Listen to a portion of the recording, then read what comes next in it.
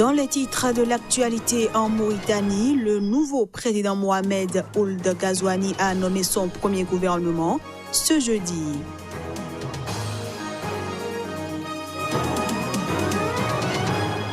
Au Burkina Faso, les avocats du général Gilbert Diendéré, cerveau présumé du putsch manqué de 2015, ont demandé ce jeudi l'acquittement de leurs clients.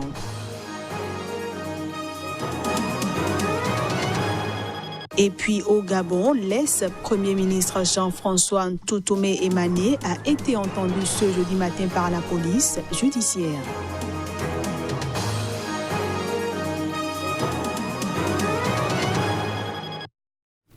Bienvenue à toutes et à tous. La Commission béninoise des droits de l'homme, organe en charge du respect des droits humains au Bénin, dont la naissance remonte à décembre 2018, a échangé avec les 7 centrales et confédérations. Au cours d'une causerie qu'elle a initiée ce vendredi à la Bourse du Travail, la CBDH est revenue sur ses attributions et mécanismes de fonctionnement. Elle a aussi entretenu les centrales syndicales sur la nécessité de collaborer sur certaines violations du droit du travailleur. On suit son président, Isidore Clément Kakotiti. Avec les responsables des 7 centrales syndicales, nous allons faire une rencontre thématique dans les prochaines semaines, dans tous les cas avant la fin du trimestre, pour discuter d'une question qui déjà nous préoccupe, nous autres en tant que commissaires, c'est-à-dire comment est traité le travailleur à l'entrée en fonction et à la sortie. Les commissaires ont fait la triste expérience de se rendre compte, puisque la plupart d'entre nous viennent du privé, de se rendre compte qu'à l'entrée du travailleur, il vit certaines difficultés qui ne nous disaient rien, puisque on n'était pas dans le même schéma. Et à la sortie du travailleur, il vit encore d'autres difficultés qui sont pour nous des violations fondamentales des droits de l'homme. Nous allons ensemble avoir cette session thématique avec vous pour voir, ensemble avec le ministère de la fonction publique, le ministère des Finances, comment on peut trouver un mécanisme pour faciliter la vie à l'entrée et à la sortie aux travailleurs. En Mauritanie, Mohamed Ould Ghazouani, le nouveau président, a nommé son gouvernement ce jeudi. Mais aucun opposant ne fait partie de la nouvelle équipe. Vainqueur de la présidentielle du 22 juin dernier, le nouveau président mauritanien Mohamed Ould Ghazouani a nommé son premier gouvernement. Cette nomination intervient 10 jours après l'investiture du président Ghazouani. Parmi ces défis figurent la réforme du système éducatif et une meilleure répartition des ressources nationales entre tous les Mauritaniens.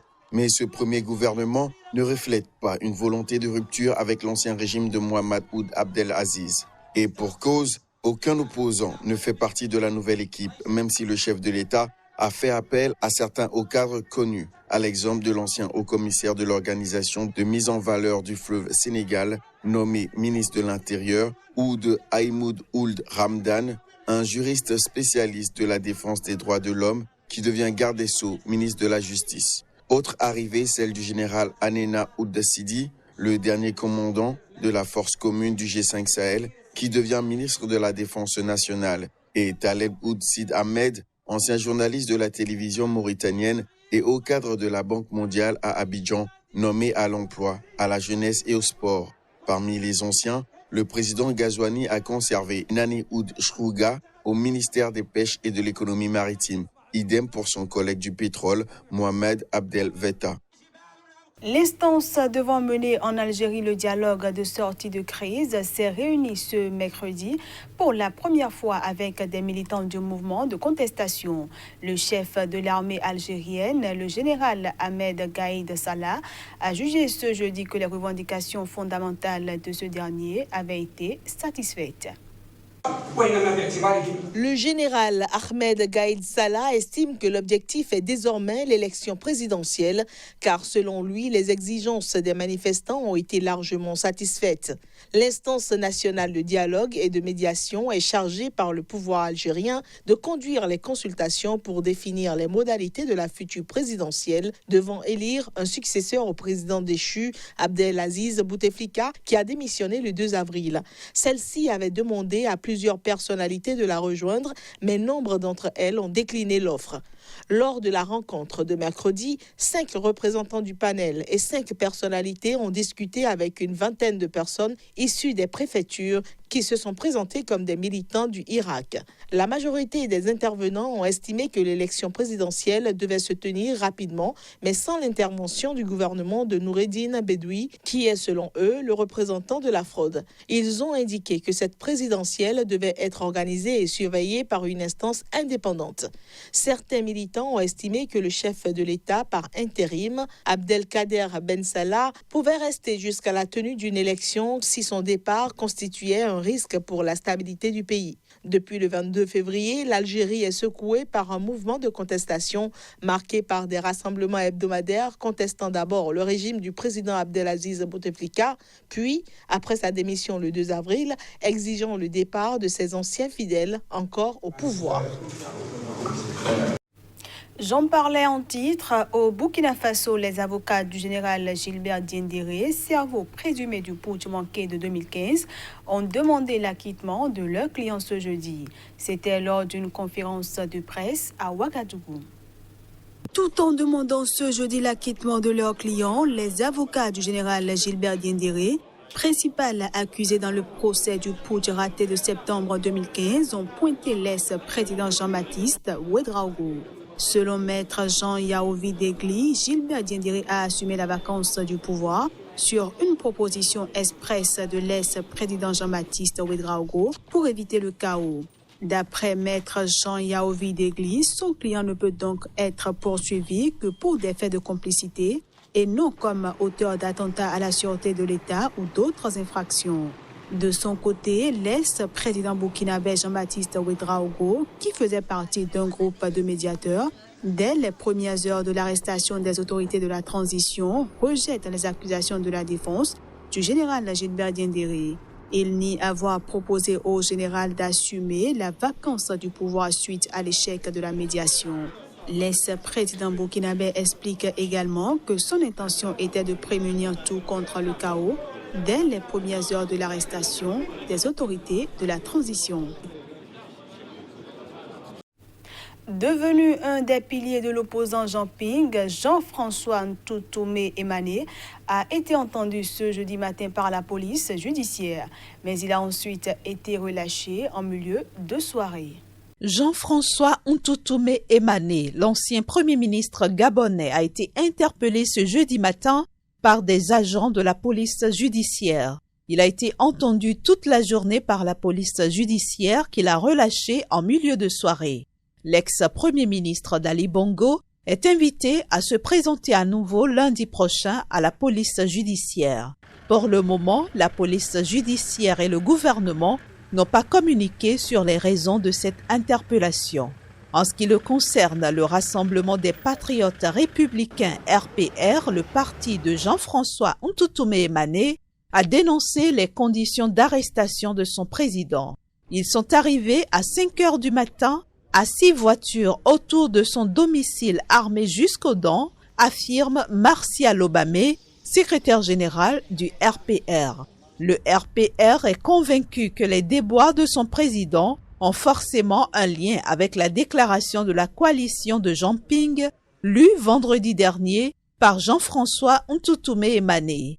On est convaincu que c'est à cause de la déclaration qu'il a faite, à savoir qu'il faudrait qu'on déclare la vacance de pouvoir et qu'Ali Bongo ne peut plus diriger ce pays, explique Martial Obamé.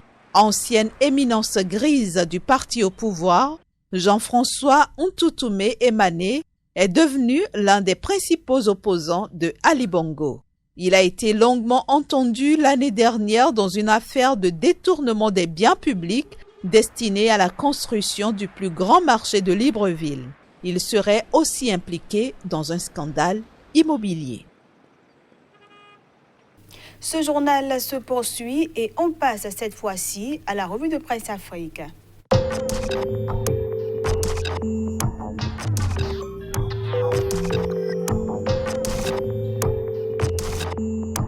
Bonjour à tous, nous sommes le vendredi 9 août 2019 et à 2 jours de la fête de la Tabaski, quelques canards parus sur le continent se sont intéressés aux préparatifs. Le quotidien malien d'information Le Républicain nous informe de ce que les prix du mouton prennent l'ascenseur. Le journal burkinabé Le Pays, qui fait également le constat des prix, rapporte que les prix de moutons varient entre 40 000 et 600 000 francs CFA. L'Express du Faso titre pour sa part « Tabaski et prix des moutons, la marque du terrorisme ». Et pendant que les autres s'intéressent au prix, ce sont plutôt les variétés de moutons qui retiennent l'attention du quotidien ivoirien Le Sursaut. Le tabloïd, qui croit connaître les types de moutons recommandés pour le sacrifice, propose la lecture à travers ces lignes. Au Togo, l'encadrement par une nouvelle loi des manifestations publiques fait couler assez d'encre. S'interrogeant au sujet de ce nouveau test, Togo Matin titre à sa une « Manifestations publiques, loi liberticide ou meilleur instrument pour la protection civile ». Dans le même registre, Liberté placarde en manchette « Restriction des libertés de manifestation, attention à l'effet boomerang ». Et au Canada, de s'interroger si les ambassadeurs occidentaux accrédités dans le pays sont d'accord avec le pouvoir. En Côte d'Ivoire, c'est la présidentielle de 2020 qui est au cœur de l'actualité.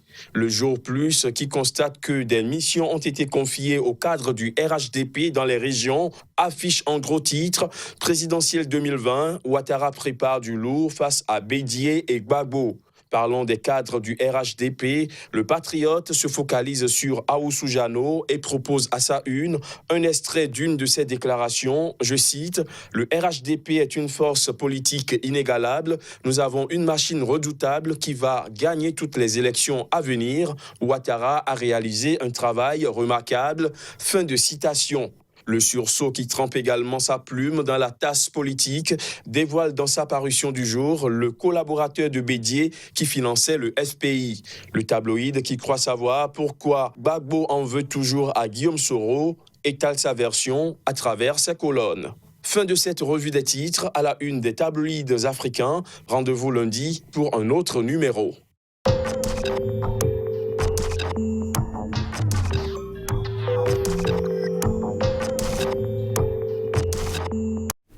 Et voilà, mesdames, messieurs, c'est également la fin de cette édition que je vous remercie d'avoir suivi.